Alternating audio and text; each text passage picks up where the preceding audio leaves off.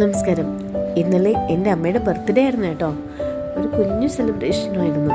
ഒരു കേക്ക് വാങ്ങിച്ച് കട്ട് ചെയ്തു, അത്രയേ ഉള്ളൂ കേട്ടോ. അപ്പോഴത്തേക്കും കേക്ക് മേടിച്ച് കഴിഞ്ഞാൽ ഇവിടെ എപ്പോഴും ആദ്യം കട്ട് ചെയ്യുന്നത് സിദ്ധിക്കുട്ടിയാണ്.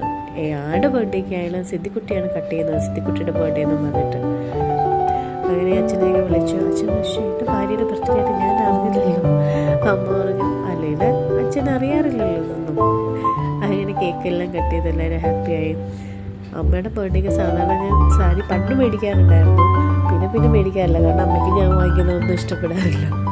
അതുകൊണ്ട് ഇപ്രാവശ്യം ഞാൻ അടിപൊളിയായിട്ട് എന്ത് ചെയ്യുന്നറിയാമോ, സെറ്റും മുണ്ടും മേടിച്ചു. അപ്പോൾ എപ്പോഴായാലും അമ്മ അമ്പലത്തിൽ പോകുമ്പോൾ കൊടുക്കുമല്ലോ. അപ്പോൾ എല്ലാവർക്കും ടേക്ക് കെയർ, ബൈ.